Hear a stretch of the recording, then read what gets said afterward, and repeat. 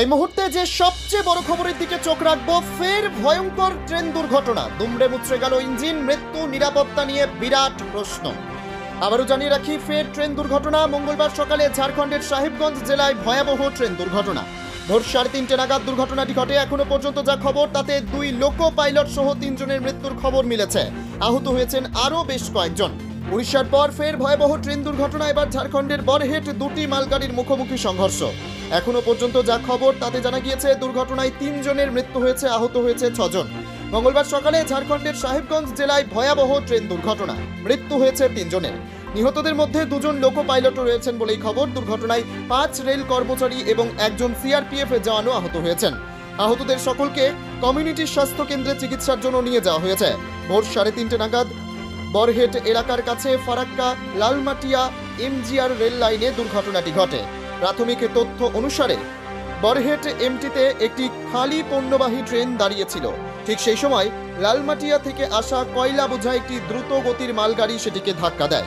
সংঘর্ষ এতটাই তীব্র ছিল যে 2টি ট্রেনের ইঞ্জিনই মারাত্মকভাবে ক্ষতিগ্রস্ত হয়। তাৎক্ষণিকভাবে ত্রাণ ও উদ্ধার অভিযান শুরু হয়। দুর্ঘটনার খবর পাওয়া মাত্রই রেল প্রশাসন এবং স্থানীয় প্রশাসন ঘটনাস্থলে পৌঁছে পরিস্থিতি খতিয়ে দেখে।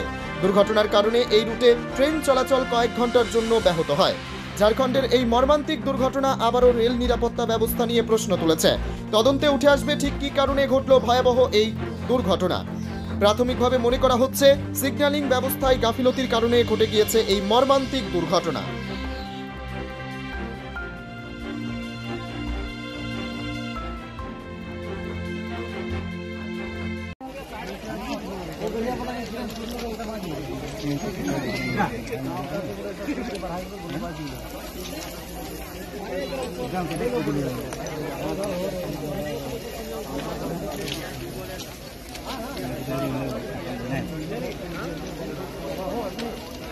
इतना आदमी भगो ना भगो ऊपर से प्रेशर मारते हैं, सब आदमी देखे वाला